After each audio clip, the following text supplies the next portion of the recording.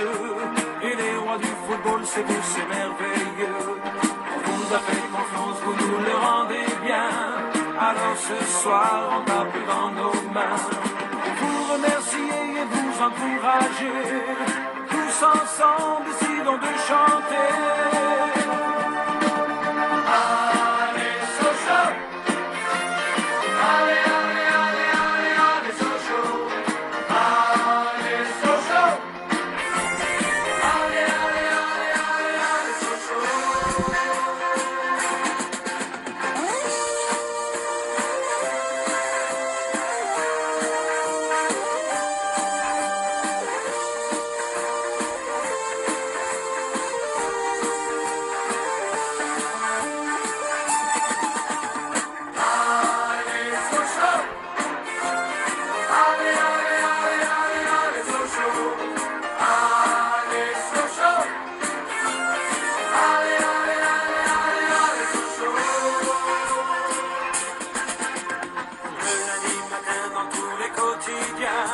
On peut lire vos exploits dont ils sont les témoins.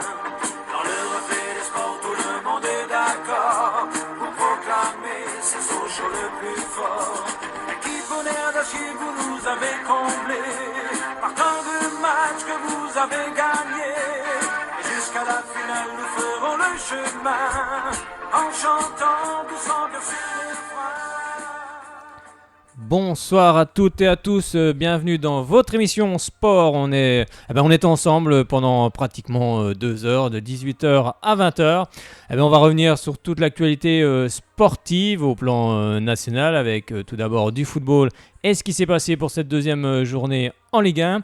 On parlera un petit coup d'Europa League juste avant, on reviendra sur Bordeaux car il y a beaucoup de choses à dire sur cette équipe bordelaise, notamment sur ce qui s'est passé car l'équipe bordelaise a perdu son entraîneur Gustavo Poyet. Justement, on reparlera de tout ça. On reviendra évidemment sur ce qui s'est passé pour la 4e journée en Ligue 2 avec le FC Sochaux Montbéliard convaincant qui a battu Brest au stade Bonal 2-0. On reviendra également sur ce qui s'est passé en National 2 avec les 3 équipes franc-comtoises en lice. On parlera bien évidemment de la National 3 de ce qui s'est passé pour cette première journée. Nous étions du côté du Besançon Football face à Jura-Dolois. Ça se passait au stade Léo-Lagrange. Vous aurez notamment les réactions après cette partie. Un match nul, un but partout. Il y aura des places à gagner pour Racing Besançon ce week-end. Donc Racing Besançon, FC Morteau Montlebon. Morteau qui a bien débuté ce championnat en battant la réserve d'Auxerre 2-0. On en reparlera tout à l'heure. Mais il y aura des places à gagner pour cette rencontre. Ce sera samedi prochain au stade Léo-Lagrange à partir de 18h. Donc vous pourrez appeler l'émission et puis en plus, ce sera gagné pour vous. On parlera un petit coup de handball car il y aura un match amical ce mercredi pour les filles de l'ESBF ici à Besançon au Palais des Sports. Également, on parlera du Grand Besançon de handball qui lui livrera également un match amical et ce sera du côté de la Suisse, mais on en reviendra en fin d'émission. On va commencer cette émission tout d'abord par un petit peu d'Europa League, car vous savez que Bordeaux s'est qualifié en Europa League en battant le club de Mariupol. Moi, j'espère que je le prononce bien. 2-1 pour le match retour. Des buts signés Maxime Poungé, 54e, et Younous Sankaré à la 56e minute de jeu. Mais tout d'abord, allez, on va vous mettre un petit peu le jingle. Allez, le jingle Europa League s'il veut bien démarrer. Bon, je suis pas sûr que ça va marcher.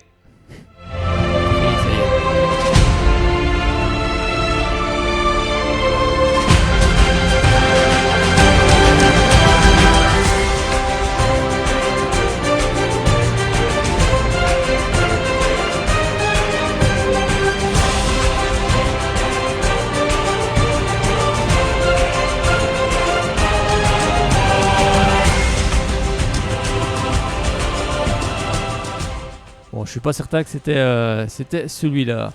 Je regarderai d'un petit peu plus près.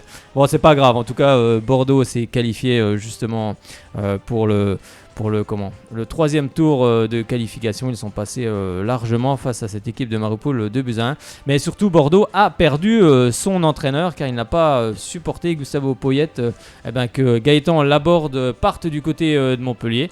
Apparemment, si on suit ses dires, il n'était pas prévenu du transfert de l'attaquant bordelais qui est parti du côté de Montpellier. On va écouter tout de suite Gustavo Poyet. On va écouter justement sa réaction. Un Gustavo Poyet en colère. Vous allez voir ce que ça donne ça. C'est mon plus mauvais joueur dans cette club.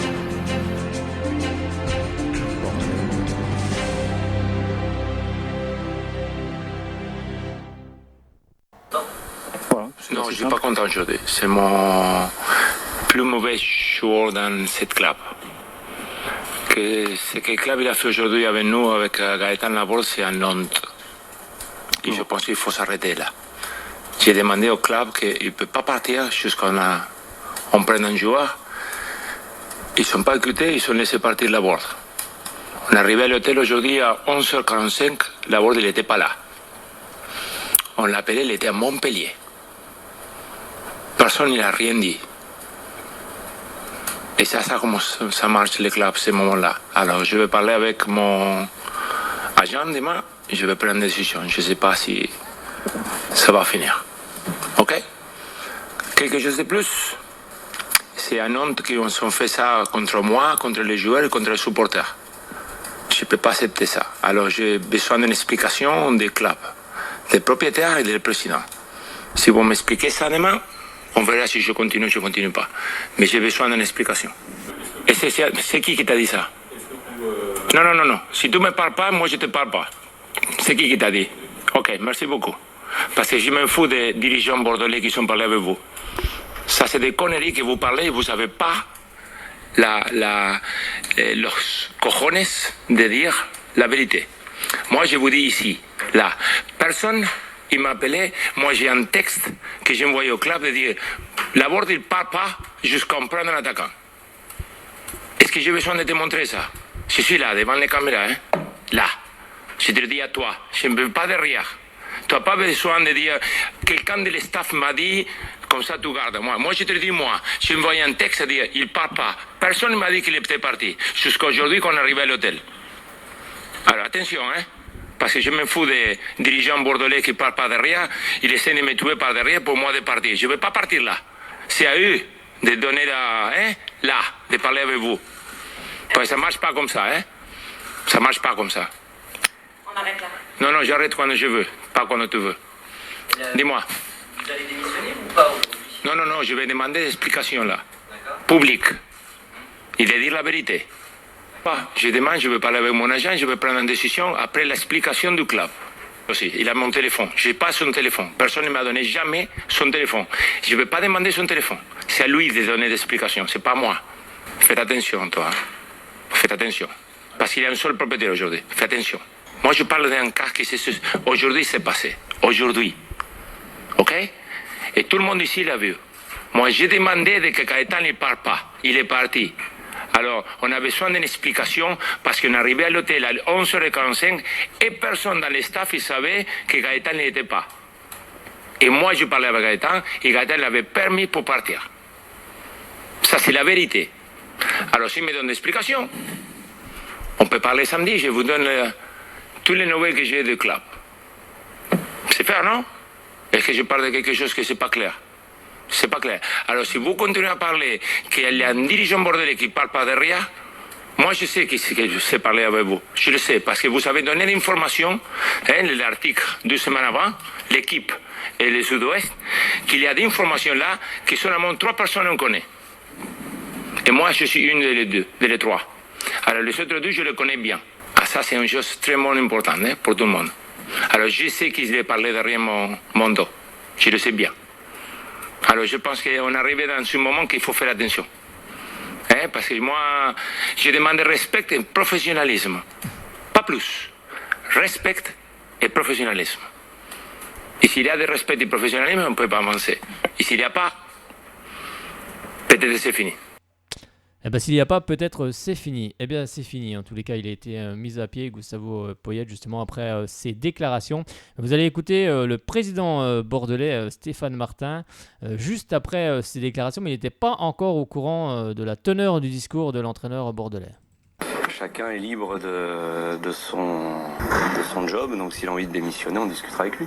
Vous ne pas avoir été mis au courant du départ de Gaëtan Laborde, comment ça s'est passé ce transfert? Écoutez, donc j'ai pas encore une fois écouté le détail, il a été mis au courant du départ de Gaëtan Laborde, il souhaitait le garder jusqu'à ce qu'on signe un autre attaquant. Après les transferts se passent avec une séquence qui n'est pas forcément instantanée, c'est pas évident de faire signer un joueur quand il part. En revanche, il était au courant du départ de Gaëtan Laborde hier après-midi. Laissez-moi prendre connaissance de l'interview et puis on verra demain les décisions qu'il y a à prendre, mais d'après ce que vous dites, peut-être que lui les a prises tout seul, donc on verra. Eh bien non, en tous les cas, il les a peut-être prises tout seul, mais le staff, en tout cas les dirigeants bordelais, ont pris leurs responsabilités et ils ont mis à pied Gustavo Poyet. D'ailleurs, c'est Eric Bedouet qui justement assurait l'intérim sur le banc bordelais lors du derby de la Garonne entre Toulouse et les Girondins de Bordeaux. On en reparlera tout à l'heure. À savoir que les Girondins vont quand même disputer bien évidemment les barrages de l'Europa League, car ils seront opposés aux Belges de la Gantoise. Ça se passera le jeudi 23 août à 20h45, donc c'est Bordeaux qui se déplacera du côté de la Gantoise. Et le jeudi 30 août, ce sera le match retour. Bordeaux accueillera la Gantoise. Mais on espère en tous les cas que les Girondins s'imposeront et se qualifieront, car ça fait toujours une équipe de plus en Europa League et le football français en a besoin. On va s'intéresser, cette fois, on va quitter un petit peu cette Europa League. Bon, on va peut-être vous donner quelques résultats d'Europa League avec les qualifications, par exemple. Qu'est-ce qu'on va vous donner? De l'Olympiakos qui s'impose 4-0 à l'aller et 3-1 au retour. On a également le FC Bâle qui s'est imposé 2 fois 1-0 et qui passe avec Aldo Kaloulou, on se rappelle, qui a marqué d'ailleurs ce week-end. Je vais essayer de l'avoir très bientôt sur cette antenne, Aldo Kaloulou. Je pense que ce ne sera pas un problème. On a également, qu'est-ce qu'on peut vous marquer? Le RB Leipzig qui est passé lui aussi. Il a fait 3-1 au match aller et 1 partout face à l'Universitate Craiova. Voilà, j'espère que je l'ai bien prononcé. Le FC Séville qui est passé sans encombre 1-0 et 5-0. Bon, c'est un petit peu les résultats avec l'Apollon Limassol qui est passé aussi, le Besiktas. On a également l'Apoel Nicosie, le Racing Genk, Glasgow Rangers. Par contre, une surprise avec le Feyenoord Rotterdam qui est éliminé. Il était opposé à l'AS Trentin. On a également d'autres résultats avec Rosenborg qui est passé également lui aussi. On en reparlera bien évidemment de cette Europa League tout au long de la saison. On va s'intéresser cette fois-ci à ce qui s'est passé du côté de la Ligue 1. Allez, c'est parti, jingle.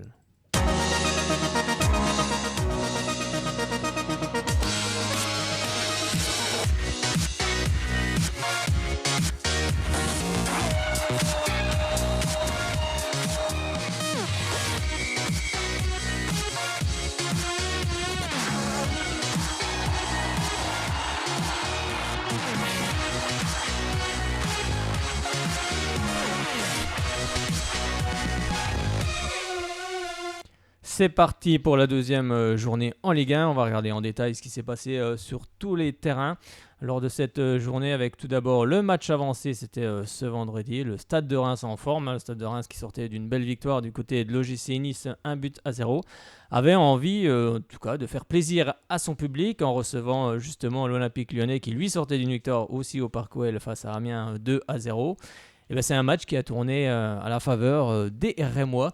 Il n'y a pas eu un score fleuve dans cette rencontre, mais il y a eu juste un petit but et ça suffit au bonheur des hommes de David Guillon. C'est Chavaret à la 32e minute de jeu qui ouvre le score pour cette équipe rémoise qui en tous les cas a livré un très très bon match face à une équipe de Lyon. Bien évidemment, Connelly Force de Lyon. C'est une très belle équipe.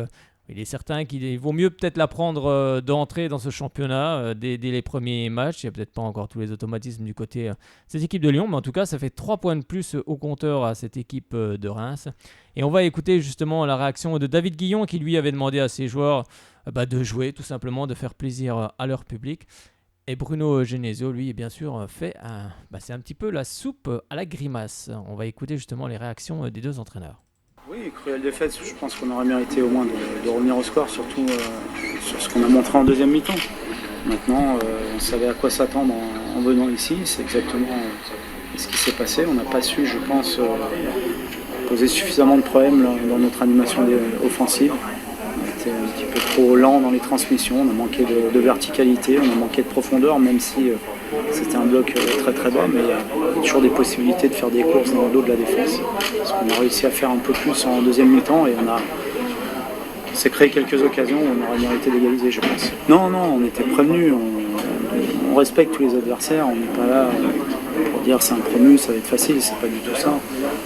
Non, je pense qu'on est surtout tombé sur une équipe bien préparée, bien organisée, qui a eu la réussite d'ouvrir le score et ça l'a renforcé encore dans son projet de jeu, dans son plan de jeu, et on n'a pas su trouver la solution. Oui, c'est ça, c'est que comme je vous l'avais dit, mon premier objectif était de maintenir cette dynamique de la saison dernière et puis de la renforcer et puis voire de la sublimer sur quelques matchs.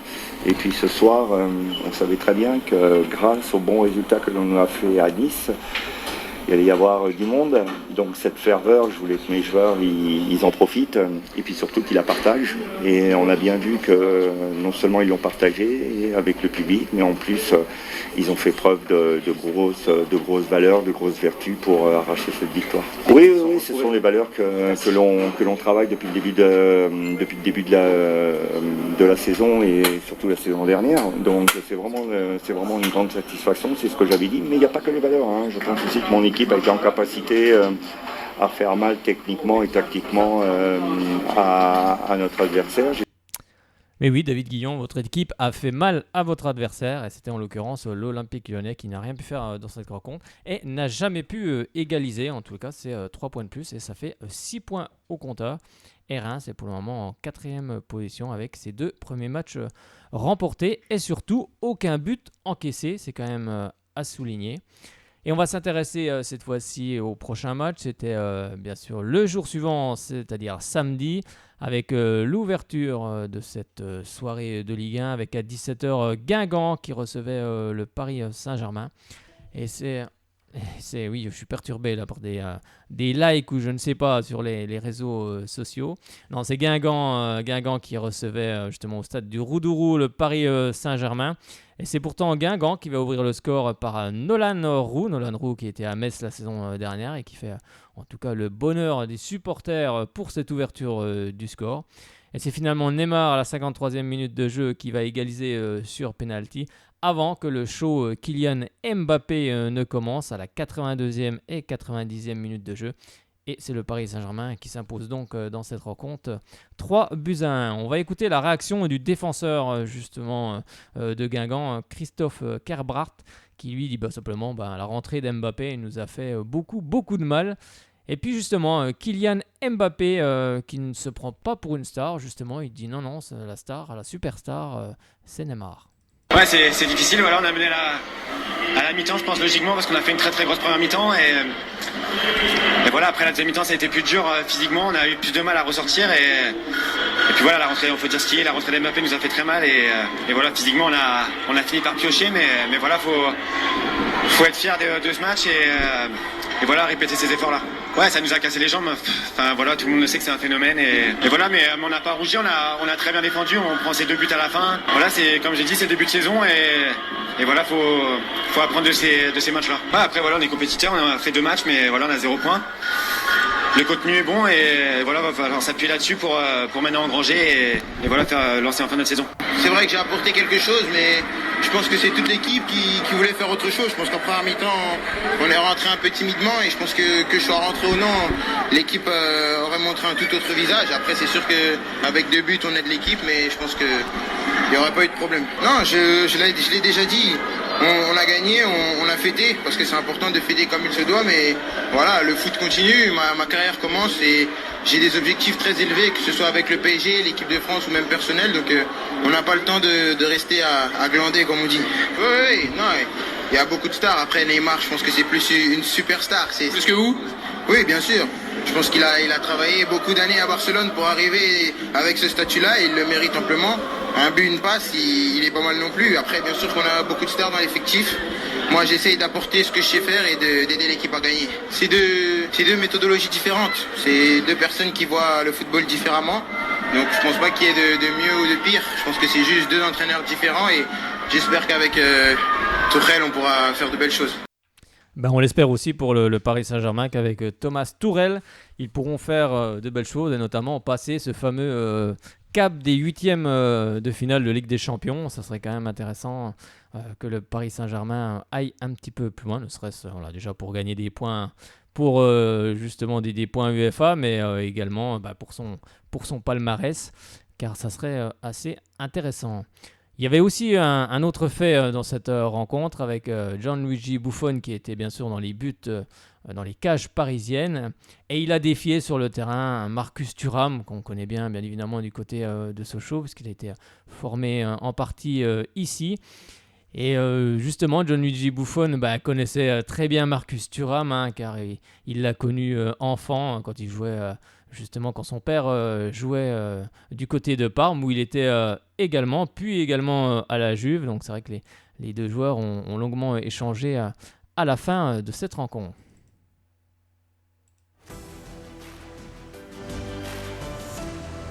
La mentalité de notre joueur. Parce que...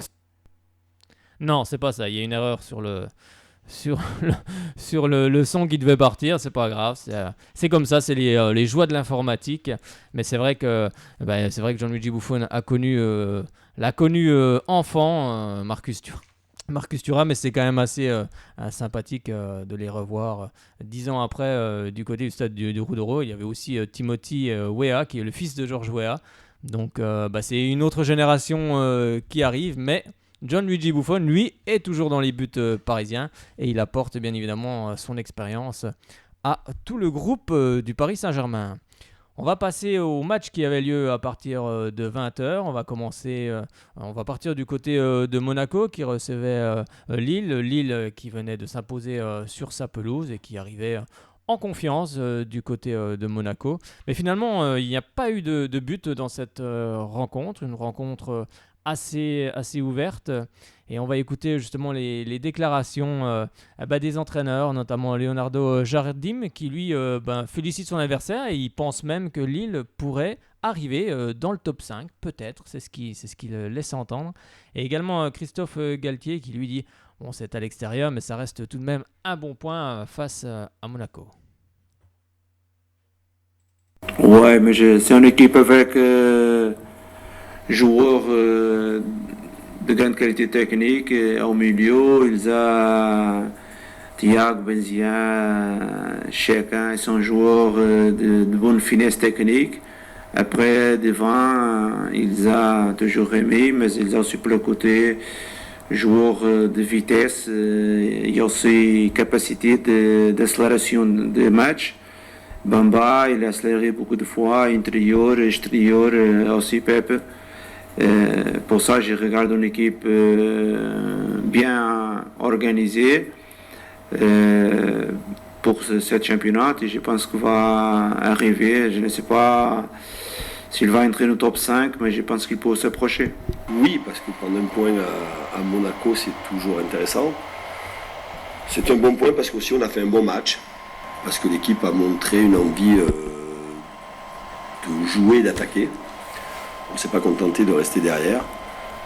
Et au fur et à mesure que le match avançait, ça s'ouvrait de plus en plus et je pensais qu'on allait ouvrir le score en première période. Ça n'a pas été le cas pour différentes raisons. La première, parce qu'on a manqué, à mes yeux, et à chaud comme ça, mais à mes yeux, on a manqué d'agressivité offensive. On a rajouté une touche de trop. On a une deuxième mi-temps beaucoup plus difficile. Même si, après le pénalty, nous avons quand même deux situations très favorables. Et voilà, on n'y arrive pas parce que sur le tir de Nico, le gardien fait l'arrêt qu'il faut faire. Et sur ce ballon, ce énième ballon en profondeur, Nico, il manque pas grand-chose. J'ai trouvé quand même que les organismes avaient beaucoup souffert avec une grosse chaleur. Voilà, mais ça reste un bon point parce que c'est un point, mais surtout, j'ai trouvé l'équipe dans son expression intéressante. Il a trouvé son équipe intéressante. Et bien, c'est vrai que ça change de l'an dernier, car Lille avait fait une saison catastrophique et s'en était sorti de justesse en fin de saison. Et pour le moment, Monaco est 5e avec 4 points, alors que Lille est 7e avec 4 points également. On va juste revenir sur un petit fait qui s'est passé aussi sur le match, justement le match précédent. J'avais omis de vous en parler un petit coup. Justement, c'est sur l'assistance vidéo, car vous savez que maintenant le VAR est instauré en Ligue 1. C'est également ce qui s'est passé lors de la Coupe du Monde, avec cet arbitrage vidéo qui a fait en tout cas beaucoup de bien, notamment à l'équipe de France, mais pour des situations totalement justifiées. Et cette fois-ci, il s'est passé des faits de jeu relatés par le président de Guingamp, Bertrand Desplat, qui lui, en fait, il n'était pas forcément satisfait des décisions prises par les arbitres. On a eu 2 mi-temps extrêmement contrastés. On a fait une excellente entame de match. On aurait, je pense, pu certainement mener plus largement au score. On a une décision avec assistance vidéo qui prouve, je crois, que ça règle pas tout. D'autant plus qu'en seconde mi-temps, il y a une action assez litigieuse sur Marcus Coco, qui là aussi, je ne sais pas s'il y a vraiment pénalty, mais en tout cas, je pense que ça méritait d'être au moins contrôlé par l'arbitre central. Donc aujourd'hui, je dirais surtout que c'était pas le grand soir de l'arbitrage vidéo. C'est ce que je pense en tout cas. Vu de ma fenêtre. C'est une interruption qui dure extrêmement longtemps, beaucoup trop longtemps, qui casse le jeu, qui casse le rythme, avec un arbitre qui au final, en son âme et conscience, décide qu'il n'y a pas but. Je pense qu'il y a une chance sur 2, selon la vision, il y a une chance sur 2 que le but soit accordé, parce que là on était vraiment dans une zone grise.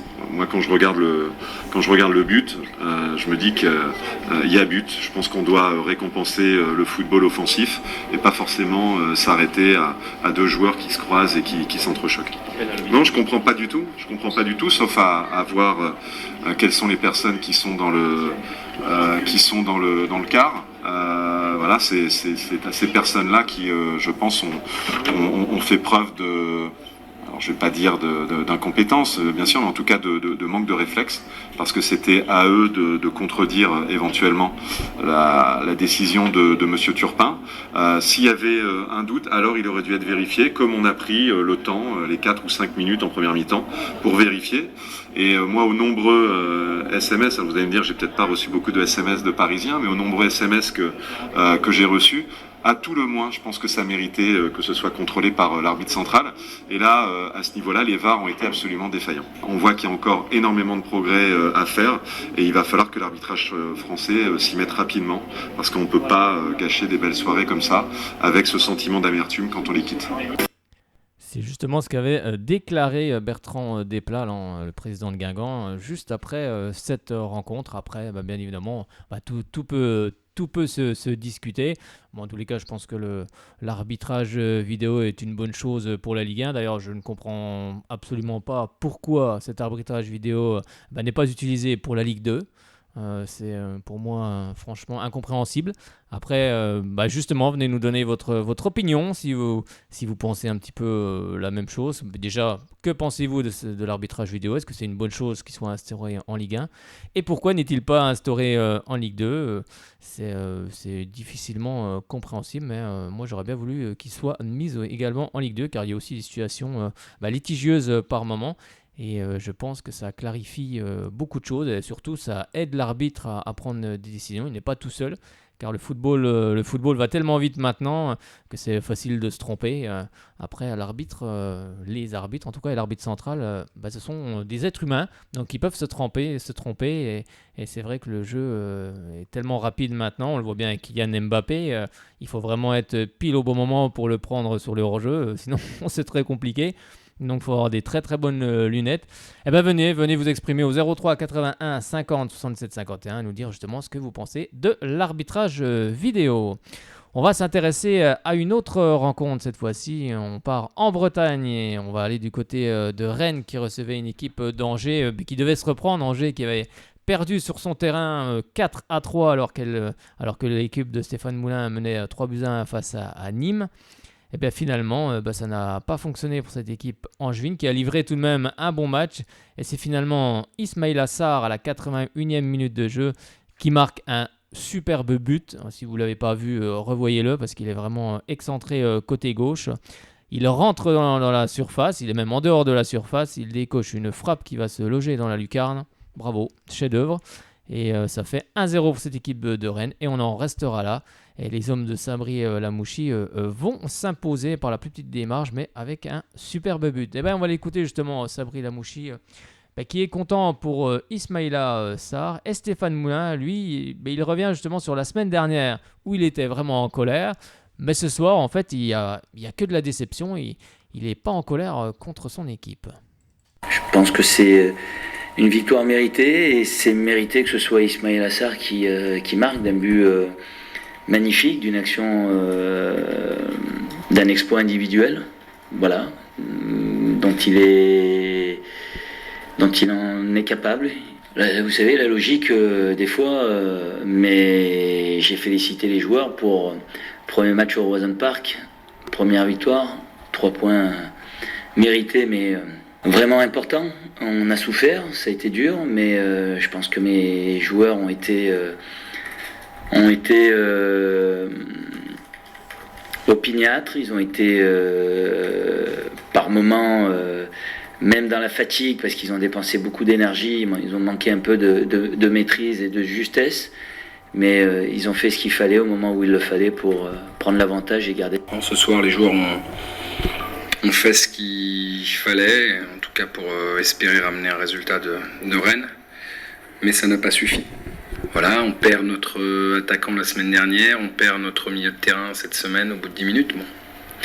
On peut pas dire qu'actuellement ça rigole, donc, mais malgré ça on fait front. Je trouve qu'on a été cohérent dans ce qu'on a proposé et que les Rennais ont accepté ce verdict, même s'il est difficile, mais la semaine dernière c'était de la colère, aujourd'hui c'est plus de la déception pour les joueurs par rapport à ce qu'ils ont...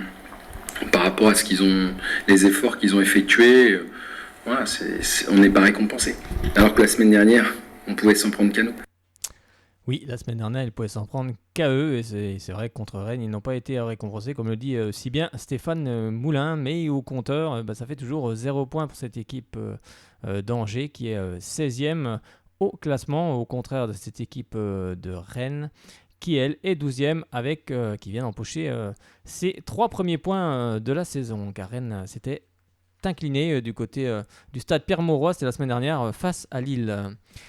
On va s'intéresser à une autre rencontre cette fois-ci, à une autre rencontre de ce samedi soir. C'est Dijon-Nantes. Dijon, fort de son succès contre Montpellier à l'extérieur, au stade de la Mosson 2-1.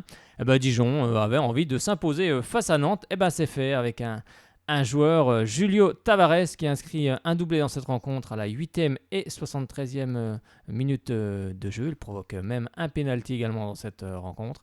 C'était vraiment l'homme à tout faire de cette équipe dijonnaise. Et on a vu une belle équipe bourguignonne qui s'est imposée 2-0 face à une équipe de Nantes qui se cherche, car elle joue bien cette équipe de Nantes, mais forcément il y a des automatismes à avoir. Un nouvel entraîneur qui est arrivé, Miguel Cardozo. Justement, on va l'écouter, Miguel Cardozo. Non, je suis d'accord avec la question que tu me poses, c'est vrai. Je n'ai pas vu la statistique du match en termes de position de ballon, mais j'ai certainement la sensibilité de comprendre que on a contrôlé le match au premier mi-temps, surtout au premier mi-temps.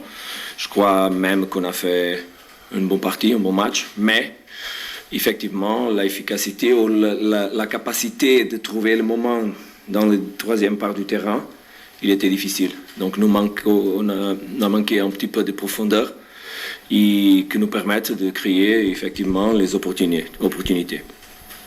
Mais après le deuxième mi-temps, il était un petit peu différent. Je crois que différent, on n'a pas contrôlé le match complètement. Et même avec les espaces qui étaient plus grands et plus libres, on n'était pas capable de trouver les occasions pour faire les buts. Ils n'ont pas trouvé les occasions pour faire le but. Ça viendra peut-être lors de la prochaine rencontre, car Nantes recevra l'équipe cannaise de Fabien Mercadal à 20h le week-end prochain. Je vous donnerai tout ça en détail tout à l'heure. Et la réaction d'Olivier Dalloglio, c'est celle-ci. Voilà ce qu'il a déclaré. Il a déclaré 6 points en 2 matchs, c'est un excellent début de saison. Il faut savoir prendre les points quand ils se présentent. Contre Nantes, une équipe de très bon niveau et contre laquelle il était difficile d'avoir la possession du ballon. Le match a été compliqué. J'avais demandé à mon équipe d'être active très vite et on a marqué très vite. Nous avons eu un bon nombre d'occasions et Nantes n'a pas vraiment réussi à nous mettre en danger.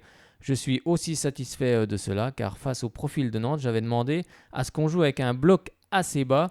Quant à Julio Tavares, il a encore fait le boulot, il est efficace et très précieux pour l'équipe. C'est vrai que la semaine dernière, à la sortie du match contre Montpellier, Olivier Dalloglio avait demandé que son équipe agisse plutôt que ne réagisse. En tout cas, ce soir, face à Nantes, elle a agi et très bien agi. On passe à un prochain match. On part du côté de Caen. Caen qui recevait l'équipe de Nice, l'équipe de Patrick Vieira, qui s'était incliné, on l'a dit tout à l'heure, face au stade de Reims et qui avait envie de réagir à cette occasion.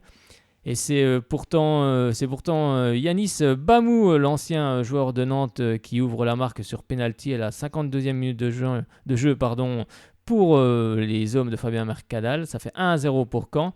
Et c'est finalement Nice qui va égaliser par Ganago à la 82e minute de jeu. Pareil, un bon ballon, une belle tête, parce que celle-là, il faut aller la mettre. Elle est très très belle. Allez revoir ce but également, car il met une très belle tête et ça fait un but partout. Nice a stoppé un petit peu l'hémorragie. Certains, c'est pareil. C'est une équipe où Patrick Vieira vient d'arriver également.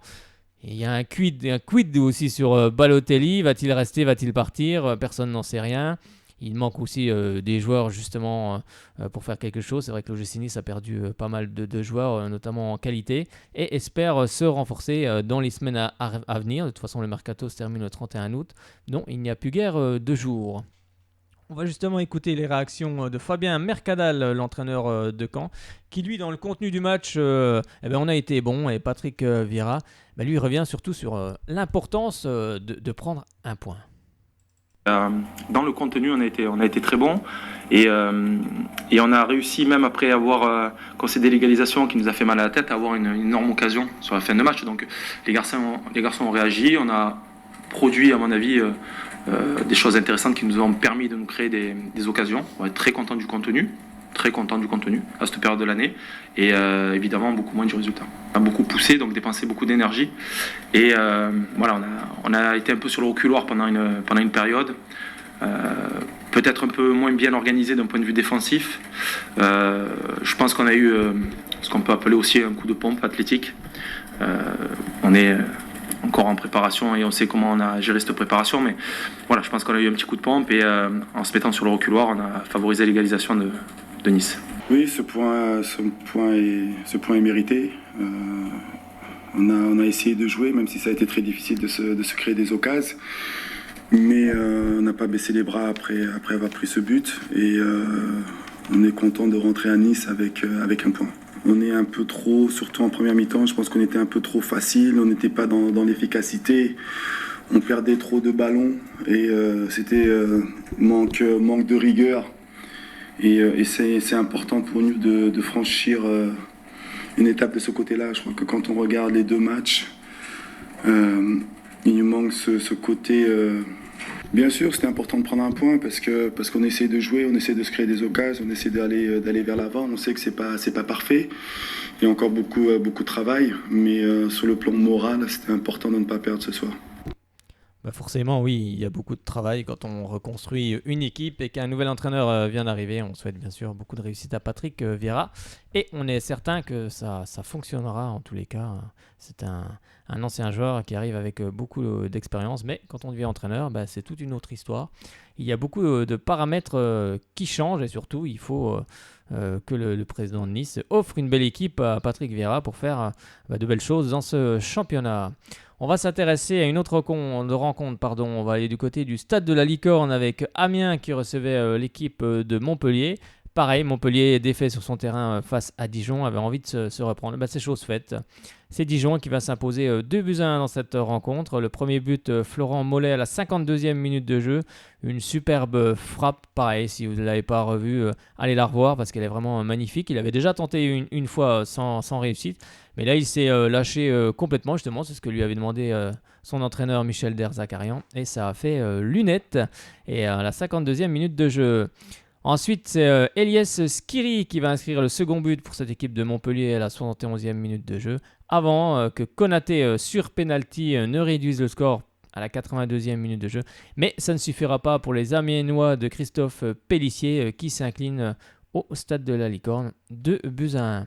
On va écouter les réactions justement de l'entraîneur amiénois Christophe Pélissier, qui lui justement mise sur le manque d'efficacité de son équipe en ce moment.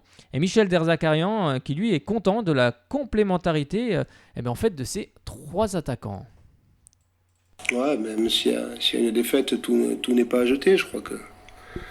Voilà, on a fait preuve en première mi-temps de solidité, parce que quand on regarde le match, ils ont frappé 3 fois au but, Montpellier, ils mettent 2 buts, donc ils ont été très efficaces. C'est ce qui nous manque à l'heure actuelle. En première mi-temps, on a 2 ou 3 situations à 2 contre 2 qu'on exploite mal. Après, s'il y a un point positif à retenir, c'est qu'à 2-0, on a senti le groupe qui s'était révolté pour pas sombrer, parce que c'est difficile sur des matchs comme ça. Donc voilà, même si c'est difficile de retenir des points positifs après une défaite, mais voilà, il faut positiver, et après 2 journées, même si c'est difficile d'avoir 0 point, on va continuer à travailler pour être meilleur et plus efficace.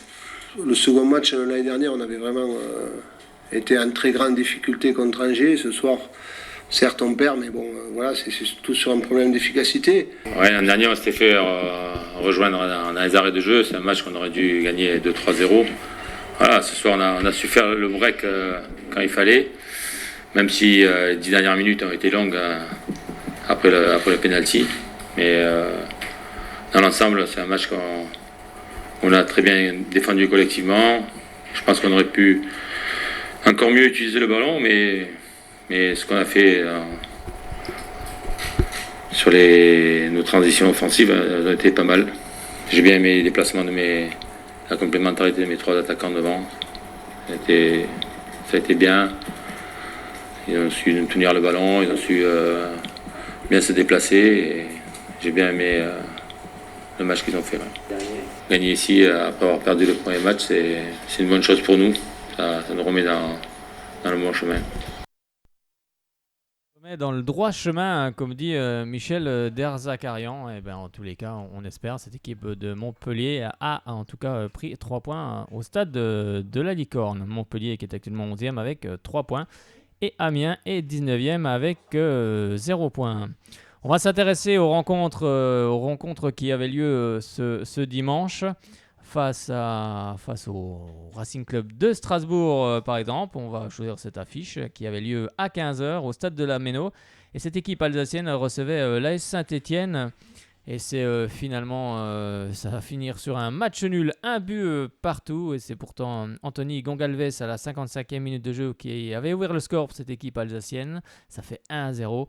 Et ensuite, c'est Maktar Gueye à la 88e minute de jeu qui va égaliser pour cette équipe de Saint-Étienne.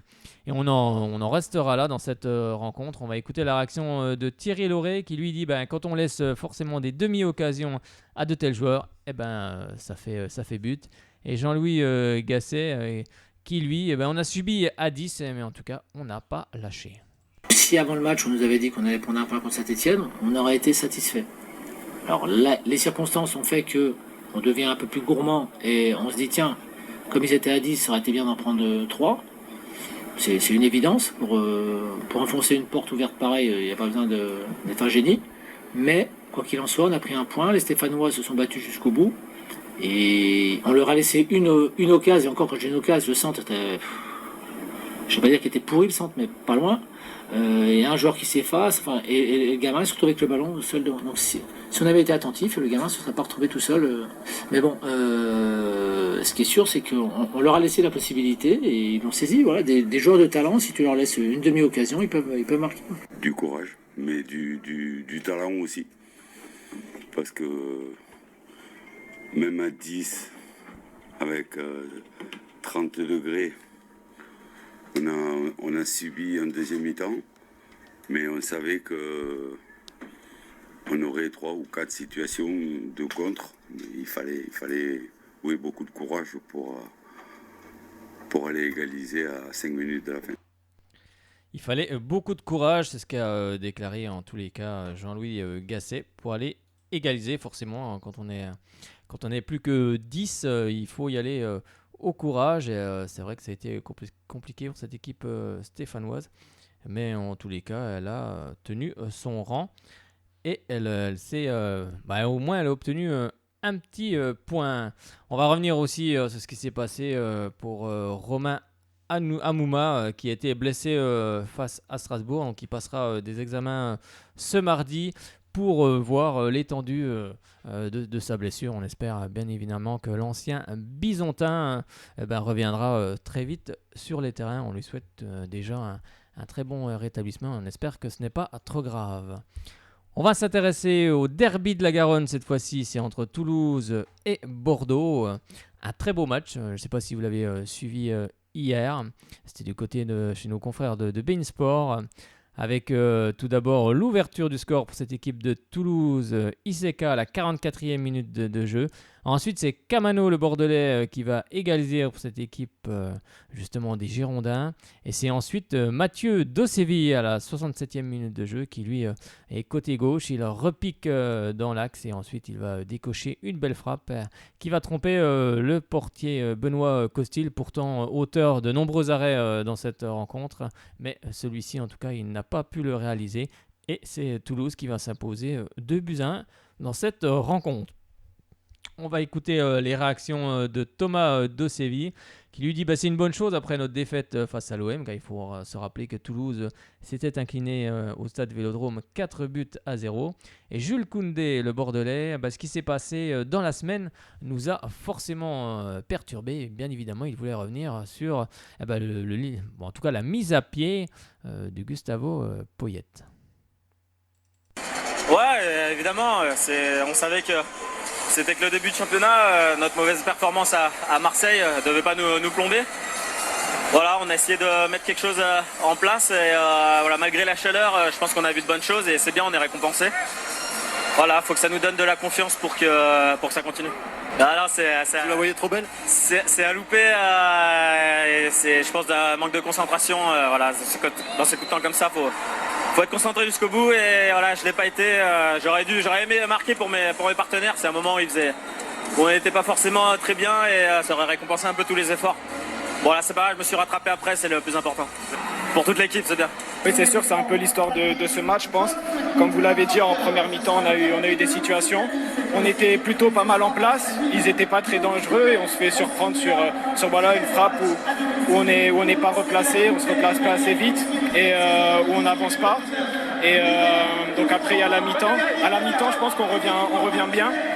On marque, on est bien dans le coup et puis pareil, encore, on se fait surprendre, je pense, sur un manque de concentration.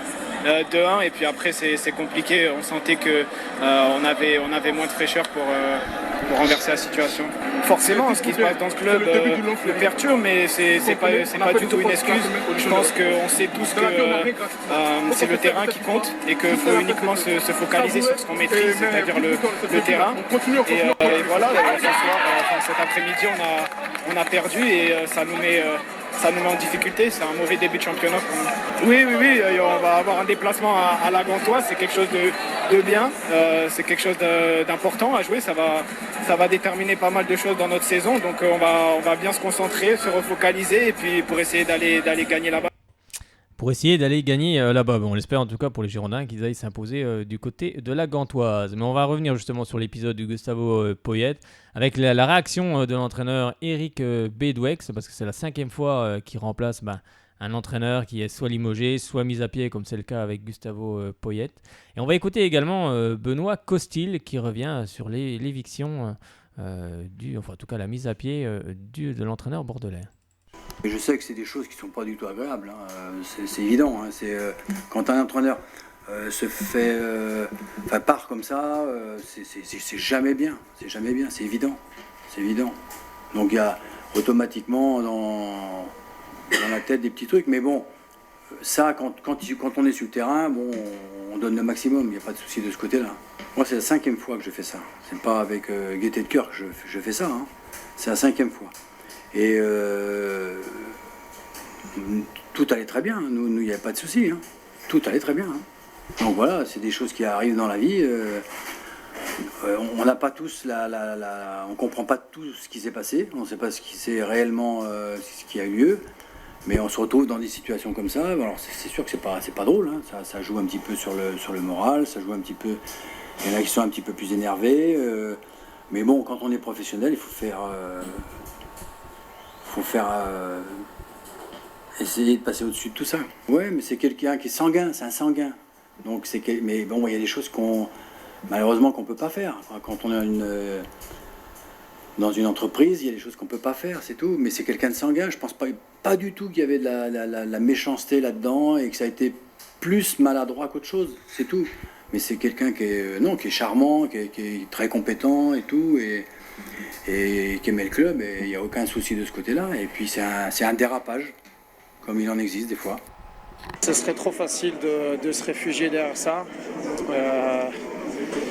Je suis désolé pour ceux qui peut-être attendent que ça pour remplir des feuilles blanches, mais il n'y a pas du tout de crise ou quoi que ce soit. On est à 6 matchs, il y a 4 victoires. Vous allez me dire c'est en barrage d'Europa League. J'arrive à... Et du coup, donc il y a un bilan qui est pas si désastreux que certaines personnes veuillent l'entendre. Donc voilà, après, forcément qu'en championnat, c'est pas ce qu'on espérait. Et puis on a un calendrier difficile là, parce qu'on va recevoir Monaco, on va aller à Rennes. Mais entre-temps, il faut faire aussi le job en Coupe d'Europe. Donc voilà, on va donner le maximum, on va faire... on va s'accrocher, on va faire bloc ensemble et ça va finir par payer. Ça fait partie de la vie d'un club, comme ça faisait partie de la vie d'un club il y a maintenant 7-8 mois avec le départ de Jocelyn Gourvenec. Nous, on n'est que joueurs, on doit se concentrer sur le terrain, on n'est pas dirigeants. Donc nous, ce qui compte, c'est de faire le job sur le terrain. Après voilà, c'est dommage, c'est une situation regrettable. Vous regretterez, ouais. Moi, ça s'est très bien passé sportivement avec Gustavo Poyet. Je n'ai pas de mal à dire. Bien au contraire, maintenant la page se tourne et on va faire le maximum avec Eric, pour Eric, et on fera le maximum pour le prochain entraîneur. Et ben oui, ils feront le prochain, en tout cas le maximum pour le prochain entraîneur. On verra en tous les cas. Je crois qu'il y aurait bien sûr une entrevue cette semaine entre Gustavo Poyet et ses dirigeants en vue de quoi, peut-être un licenciement. On n'en sait rien, on en saura plus cette semaine. Allez, on part cette fois-ci pour le dernier match de cette deuxième journée avec Nîmes, auteur d'un excellent match la semaine dernière face à Angers, qui avait retourné complètement le match et qui recevait l'Olympique de Marseille, qui se cherche un petit peu en ce moment, mais pourtant ils avaient réalisé un très bon match face à Toulouse où ils s'étaient imposés 4-0. Et c'est Nîmes qui va s'imposer dans cette rencontre 3-1. Des buts signés Denis Bouanga à la 34e minute de jeu. Alors j'espère que son maillot était bien floqué parce que la semaine dernière il avait un problème de flocage. Il y avait une lettre en trop sur son maillot. Donc j'espère que ça c'est terminé pour lui et que le maillot était bien floqué. En tout cas ça n'a pas empêché de marquer. Et c'est pourtant Thauvin qui va égaliser la 49e minute de jeu. Le champion du monde en titre. Et c'est ensuite Tube pour Nîmes qui va donner l'avantage au Crocodile à la 62e minute de jeu avant que Renaud Ripard à la 87e ne parachève le score, en tout cas pas l'exploit mais la victoire de Nîmes face à Marseille et ça se termine 3-1 pour les hommes de Bertrand Blacard et en tout cas c'est une très belle performance car 7 buts en 2 matchs. C'est quand même assez exceptionnel. Certes, ils en ont pris 4, mais en tout cas, ils en marquent un petit peu plus. Et surtout, ils prennent des points dans cette Ligue 1, et c'est ça le plus important. On va écouter justement les réactions. C'est Bernard Blacard, je crois bien. Pas Bertrand, je crois qu'il doit y avoir une erreur. Justement, ça doit être Bernard Blacard. Je crois qu'on va me dire ça très bientôt. Et également Rudy Garcia qui lui dit Rudy Garcia il revient sur le fait que si on joue comme ça, il ne nous faudra rien attendre cette saison. En tout cas, c'est un message fort qu'il a envoyé à ses joueurs. Oui, ça rassure.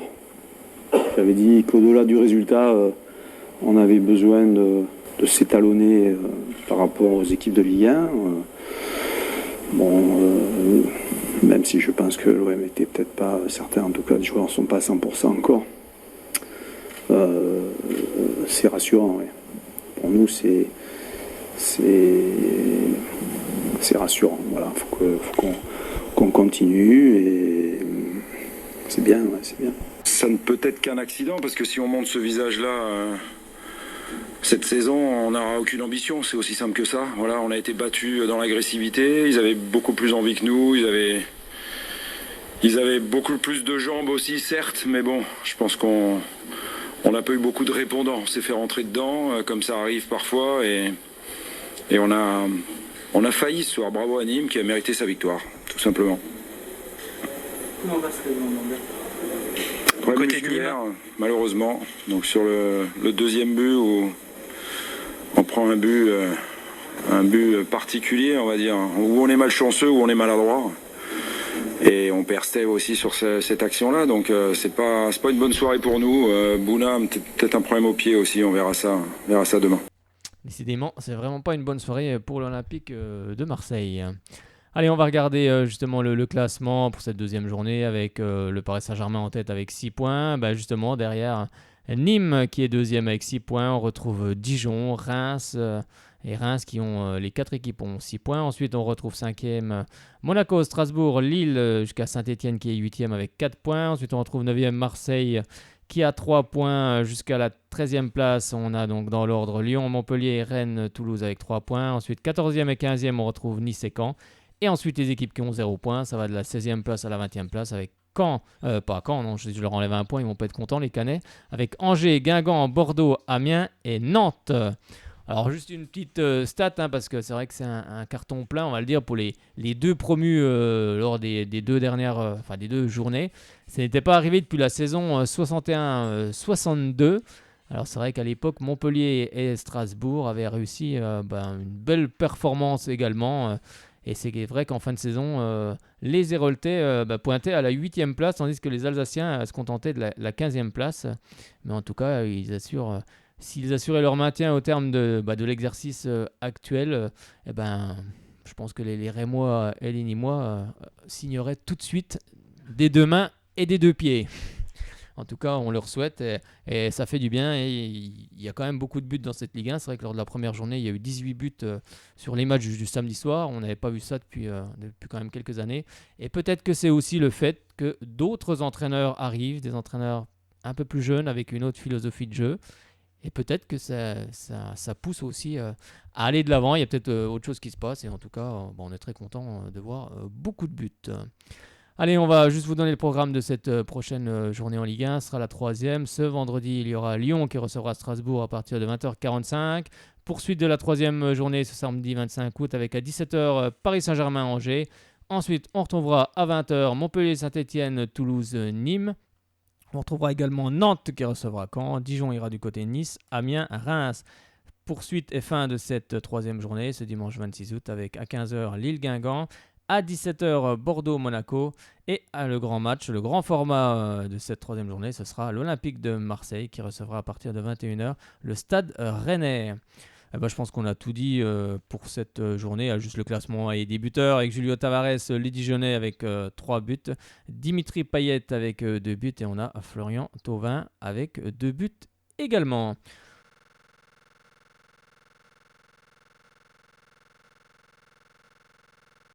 On parle National 2 cette fois-ci avec l'ASM Belfort qui s'était incliné la semaine dernière sur son terrain face à Sedan et qui s'est imposé face à la réserve de Lens 2-1. On va regarder aussi ce qu'ont fait les autres résultats avec Jura Sud Foot. Si je le retrouve, je l'ai plus, Jura Sud Foot, parce qu'on va encore changer les fiches encore une fois. Allez, on part. Non, je ne retrouve pas Jura Sud Foot. C'est bizarre cette histoire. Non, je sais pas. Il doit y avoir un quelque chose. Bon, je pense qu'Adrien va nous retrouver ça directement. La prochaine journée, Belfort sera opposé à Feigny-Aulnois. Ce sera samedi 25 août à partir de 18h. Je l'ai même pas sur ma feuille là. Je pense qu'il y a eu quelque chose là. Allez, on regarde justement. Ah bah non, parce que Jura Sud Foot est dans le groupe de... Non, c'est après, mais oui, c'est après. Non, vas-y, je crois que je l'ai pas, le groupe. J'ai dû prendre qu'un groupe. Bon, allez, Belfort est 8e pour le moment avec 3 points. Dès que tu les as, tu me le dis, vas-y, tu peux y aller. Donc, le groupe de Jura Sud ? Oui, c'est ça. Alors, le groupe de... Le score de Jura Sud ce week-end. Alors, le score de Jura Sud, rappelle juste... Voilà, le score de Jura Sud, je vais y arriver. Donc, c'est la National 2 et c'est bien sûr le groupe... D. Jura Sud, le groupe... Ah non, pas le D, ça c'est le Belfort, c'est le groupe D. Voilà. Et donc le Je t'ai induit en erreur. Sud, et ben ça y est, c'est 2-0 contre la réserve 2-0 contre la réserve de Lyon. Ah, c'était la semaine dernière, ça. Ça, c'était la première journée. Ah oui, effectivement. Ça, c'était la première journée. C'était une belle victoire d'ailleurs pour Jura Sud Foot. Ah ben c'est parce que je suis en retard d'un train, c'est parce que j'étais en Bretagne. Ah, bah c'est pour ça, là. C'était à voir les filles U20 en Coupe du Monde. On en reparlera juste après. Et du coup, non, pour le moment, je n'ai pas les résultats. Bon, c'est pas grave, on va passer à National 3, on les donnera plus tard. National 3, les résultats du samedi 18 août pour la première journée. Louan Cuzotet s'imposait à Avalon 3-0. La réserve du Dijon s'est imposée face à la Charitoise de 2-1. Besançon Foot et Jura d'Aulois 1 but partout. Mont-Soleil-Mines et la réserve de Sochaux 0 partout. Morteau-Montbon fait la belle affaire en disposant de la réserve d'Auxerre 2-0. Le Racing Besançon est allé faire match nul face à Selonge et 2 buts partout. Et Guignon s'est imposé sur le terrain de Grand-Villard. Mais nous, on était du côté du Besançon Foot qui recevait Jura d'Aulois 1 but partout. Dès la 38e minute de jeu, c'est Mebrac qui inscrit le but pour le Besançon Football. Et en début de seconde partie, à la 56e minute de jeu, c'est Nzouzi pour Jura d'Aulois qui inscrit le but égalisateur. Eh bien, on va écouter tout de suite l'entraîneur de cette équipe du Besançon Football, Hervé Genet. On est avec Hervé Genet après ce match nul face à Jura d'Aulois ici au stade Léo Lagrange, 1 but partout. Bon, c'est un match de reprise en National 3, c'est toujours pas forcément évident les matchs de reprise. On avait une belle équipe du Besançon Football qui a ouvert le score quelques minutes avant la mi-temps. Ensuite, Jura d'Aulois a égalisé en seconde période. Qu'est-ce qu'il faut retenir de cette partie ? Je pense qu'on a bien entamé le match. On a bien joué 20-25 minutes où on a essayé de bien maîtriser le jeu. Bon, par la suite, ça c'est un petit peu, c'était un peu moins bon. On a manqué de sérénité et de justesse. On a ce ballon de 2-0 et après on a beaucoup subi en deuxième mi-temps en faisant beaucoup de fautes sur les coups de pied arrêtés de cette équipe de Dole qui est athlétique et qui est vraiment dangereuse sur ses coups de pied arrêtés. Donc finalement ce match nul est assez logique parce que même à la fin du match sur ces coups de pied arrêtés, nous on a joué avec des joueurs qui étaient pas au mieux de leur forme, on a joué avec des joueurs blessés, donc dans l'ensemble, c'est un match nul qui me paraît assez logique. À la mi-temps, justement, qu'est-ce que vous avez dit à vos joueurs qui avaient 1-0 d'aller chercher justement ce deuxième but ? Oui, c'est ce qu'on a essayé de faire, mais c'est ce que je vous disais tout à l'heure, on a fait trop de fautes, on s'est livré trop bêtement et on a donné des opportunités à cette équipe à revenir dans le match, à être en confiance. Et petit à petit, nous, on a cédé sur ces coups de pied arrêtés. On était prévenus, mais on l'a pris quand même. Oui, c'est aussi peut-être des automatismes. On sait qu'il y a beaucoup de joueurs qui sont arrivés à cette saison, d'autres sont partis. C'est peut-être ça aussi ? Oui, bon, par rapport à l'année dernière, en début de saison, je crois qu'il y a 3 joueurs seulement sur le terrain par rapport à l'année dernière. Il nous faudra un peu plus de temps que prévu, mais j'espère avoir assez rapidement tous mes joueurs valides à l'entraînement. Alors c'est vrai qu'on en avait parlé bien avant, au début de la saison. Il y a un calendrier pas facile qui arrive justement avec Louan Cuiseau, le prochain match qui est allé s'imposer à Avalon à l'extérieur. Oui, ça on était prévenu à la sortie du calendrier que ce serait un calendrier qui serait difficile, surtout en début de saison pour nous. Bon, maintenant on y est, il faudra essayer de jouer crânement sa chance à tous les matchs. Et puis c'est ce qu'on voulait par rapport à l'année dernière, se frotter avec les équipes du haut de tableau de l'année dernière. Donc maintenant on y est, à nous de prouver qu'on a les qualités pour se frotter à eux. Merci beaucoup Hervé Genet, à bientôt. Merci. C'était Hervé Genet, l'entraîneur du Besançon Football. Et là, on va écouter Hervé Saclier, l'entraîneur de Jura d'Aulois Foot. On est avec Hervé Saclier, l'entraîneur de Jura d'Aulois, ici pour la reprise du championnat national 3 face au Besançon Football. Un match nul, un but partout. Un but, on va dire un but avant la mi-temps pour le Besançon Football. Vous avez bien réagi en seconde période en marquant ce but à la 56e minute de jeu. Qu'est-ce qui ressort justement de cette partie ? C'est un premier match de compétition. On sort d'une période de préparation. On a eu pas mal de petits points physiques. Donc on partait un petit peu dans l'incertitude. Moi, je suis satisfait. Je pense que le résultat reflète assez bien la physionomie de la rencontre. Je suis un petit peu déçu d'être mené au score à la mi-temps parce que je pense que on avait été un petit peu plus probant sur la première mi-temps. On a fait une bonne entame de deuxième mi-temps. Par contre, les 20 dernières minutes, on a eu du mal à finir. Ouais. Oui, en plus, vous avez eu quelques contres aussi, peut-être un petit peu mal négociés. Oui, je crois qu'on a, en première mi-temps, on a les meilleures situations, effectivement avec un peu plus d'efficacité. Je crois qu'on peut peut-être mener à la marque à un moment donné. Mais là, je dis, sur un premier match, on est plutôt satisfait. Oui, il faut trouver aussi des automatismes parce qu'il y a beaucoup de joueurs qui sont arrivés cette saison, d'autres sont partis également. Oui, puis je vous dis, comme on a eu beaucoup de petits pépins physiques pendant la préparation, mettre en place l'amalgame collectif est pas facile, c'est pas tout à fait au point. Les joueurs n'ont pas tous le même degré de préparation physique. Voilà, au niveau du collectif, ça peut poser un petit souci sur ce début de saison, quoi. C'est vrai que la saison dernière, vous aviez fait une belle saison pour la promu, vous aviez fini quand même 8e. On avait vu du beau jeu. Cette saison, on a l'impression que l'équipe est plus costaud, mais c'est que le premier match, mais c'est l'impression que ça me donne. L'objectif du recrutement de l'intersaison, c'était un petit peu d'amener de la densité physique, un petit peu plus de puissance, un peu plus de vitesse. Malheureusement, 2 joueurs qu'on a pris pour pallier un petit peu ces carences sont pour l'instant absents. Voilà, on a l'objectif d'essayer de se mêler un petit peu au tableau, sans parler de montée, mais on a fini l'an dernier premier du 2e championnat. Donc voilà, on sortait l'an dernier, on venait de monter, on avait été repêché pour la montée, donc on n'avait pas trop de légitimité pour être en N3, pas trop de confiance. Là, cette année, on en a, donc on va essayer de s'en servir, et puis je vous dis, d'avoir une ambition mesurée, mais de faire mieux que la saison dernière. Oui, parce que ça va être un championnat passionnant, parce qu'il y a beaucoup d'équipes encore qui veulent monter cette saison. On a vu que l'année dernière, c'était un championnat vraiment surprenant, parce qu'il y avait 7-8 équipes dans les dernières journées qui se tenaient. Je pense que cette saison, ça risque d'être encore pareil. Oui, je pense qu'il y a 6 équipes qui sont, je pense, favoris. Il y a les 2 réserves que sont Auxerre, Sochaux, le Racing, Louan-Cuiseaux et Guignon du fait de leur passé. Et puis Dijon qui ne peut pas monter, mais qui pour le tableau. Après, il y a un peu une énigme à savoir comment Monceau aura digéré sa relégation.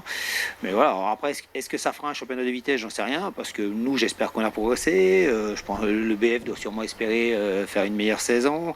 Je ne sais pas exactement quelles sont les forces des promus. Voilà, nous, je dis, on va essayer d'être un petit peu plus consistant contre les équipes de haut de tableau qu'on ne l'a été la saison dernière. Merci beaucoup Hervé Saclier, on vous souhaite une bonne saison, puis on aura l'occasion de se revoir sur les terrains. Oui, on aura l'occasion de se voir sur les terrains, ça c'est une certitude. Allez, on part avec le capitaine du Besançon Football, Lucas Cuenin, qui lui nous parle justement de l'état d'esprit du Besançon Football cette saison. On est avec Hervé Saclier, l'entraîneur de Jura d'Aulois. Non, ça c'était Hervé Saclier, là c'est Lucas Cuenin. On est avec Lucas Cuenin, le capitaine du Besançon Football. C'était la reprise ce soir au stade Léo-Lagrange face à Jura d'Aulois, un but partout. Un match où le Besançon Football a marqué dès la 38e minute de jeu, à quelques minutes de la pause. Ensuite, Jura d'Aulois est revenu à égalité en fin de partie. Si on dit que le score nul est légitime, est-ce que mérité pour les 2 équipes, est-ce qu'on a tout faux ou... Chaud là tout de suite, je vais pas me prononcer, sous risque de dire des bêtises, mais sur la première mi-temps, c'est logique. Je pense que c'est logique qu'on revienne en menant au score. On marque au bon moment, la 38e minute, juste avant la mi-temps. Voilà, on est récompensé de nos efforts sur la première mi-temps. Après, au retour des vestiaires, on a ce trou d'un quart d'heure, j'ai eu l'impression. Vous pouvez en plus marquer, vous avez la balle du 2-0. Oui, en ce moment, mais enfin voilà, j'ai pas l'avis que partageait tout le monde dans le vestiaire, mais j'ai l'impression qu'on a un trou d'un quart d'heure, et puis on se fait avoir sur un coup de pied arrêté où on est pas au marquage au 2e poteau, et puis c'est dommage parce que c'est une consigne, c'était affiché noir sur blanc dans le vestiaire. C'est un peu dommage. Oui, puis on dit que c'est souvent un défaut de concentration, ça peut être ça sur ce coup de pied arrêté. Oui, ils sont un peu succédés en première mi-temps, il y en avait déjà eu quelques-uns en début de 2e mi-temps, et puis voilà, on n'a pas été attentifs et on a été punis. Alors c'est vrai qu'il y a eu beaucoup d'arrivées cette saison. Bon, même si ce soir, tous les joueurs arrivés n'étaient pas sur le terrain, il va falloir aussi trouver des automatismes, et ça, c'est pas évident non plus. Ouais, c'est pas évident. Après, le club, on a l'habitude. Il y a souvent de nombreuses. Enfin, moi, depuis que je suis là, il y a de nombreuses arrivées chaque été. Donc voilà, c'est des automatismes à trouver. Maintenant, le club s'est penché sur le recrutement de bons joueurs, mais aussi de bons mecs. Donc avec un vrai état d'esprit qui nous faisait certainement défaut l'année dernière. Donc c'est déjà plus simple de pouvoir combiner, de pouvoir trouver des automatismes avec des mecs qui ont à peu près la tête sur les épaules, des bons mecs. Donc c'est un peu plus simple. Oui, parce que c'est vrai que ce soir, on a quand même vu une belle équipe du Besançon Football. Oui, je pense que dans le jeu notamment. Je pense qu'il n'y a pas du tout à rougir de ce match nul. C'est un match de reprise aussi. Oui, c'est un match de reprise. Bon, on aurait préféré le gagner, c'est sûr, à domicile. Maintenant, voilà, c'est ce que je disais avec un coéquipier à la mi-temps. Ça change quand même pas mal de l'année dernière. On s'est retrouvé avec la possession du ballon en première mi-temps. On a subi les contres de Dole. Chose que la possession du ballon, c'était quand même pas monnaie courante l'année dernière. Donc il y a de bonnes choses, il y a de bons mecs. Les résultats vont venir.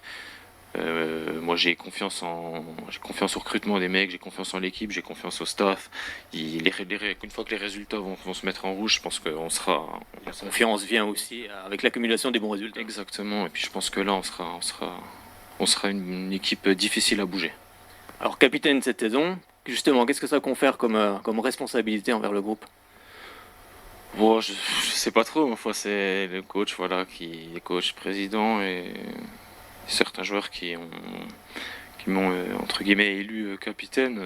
C'est une responsabilité, mais je suis pas du genre à les fuir, donc c'est quelque chose qui me convient. Je suis quelqu'un qui parle dans le vestiaire, qui justement prend la parole. Voilà, je suis quelqu'un qui n'a pas peur de parler, qui n'a pas peur de prendre la parole, et puis mine de rien, je commence à être un des plus anciens aussi dans le vestiaire, même si ça fait pas.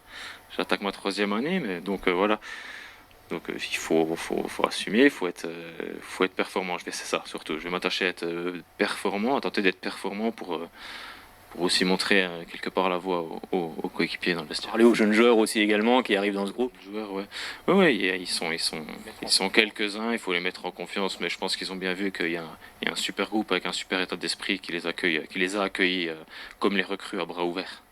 Alors, prochain match, ce sera du côté de Louan-Cuiseaux qui s'est imposé à Avalon. Bon, on sait que Louan-Cuiseaux, ça risque d'être aussi une grosse cylindrée. Mais il y en a quand même pas mal cette saison. Ça va être encore un championnat, je pense, passionnant comme la saison dernière. Ouais, je pense que ça va être assez ouvert. Il y a je pense, 6-7 équipes qui sont bien armées pour jouer les premières places. Louan en fait partie, clairement, avec un gros budget. Après, c'est un club qui a suivi un gros remaniement aussi, un peu à notre image. Beaucoup de clubs, d'ailleurs, ont vraiment subi un remaniement.